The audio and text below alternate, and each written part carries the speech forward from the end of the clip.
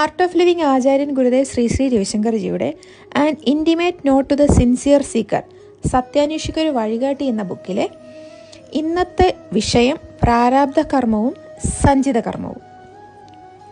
അദ്ദേഹം പറയുന്നത് ചില കർമ്മങ്ങളെ മാറ്റാൻ കഴിയും, മറ്റു ചിലവയെ മാറ്റാൻ കഴിയില്ല.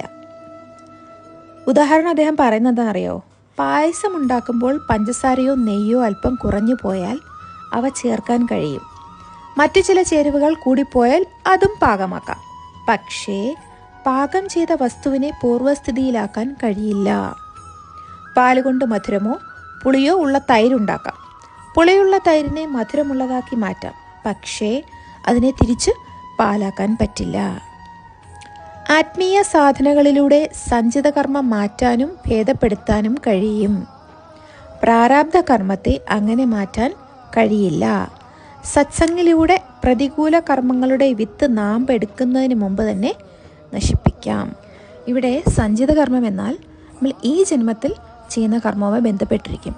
പ്രാരാബ്ധ കർമ്മം എന്താ വെച്ചാൽ മുൻ ജന്മത്തിലെ കർമ്മമാണ്. അത് നമുക്ക് മാറ്റാൻ കഴിയില്ല, പക്ഷെ അതിൻ്റെ വീര്യം കുറയ്ക്കാനേ കഴിയുള്ളൂ.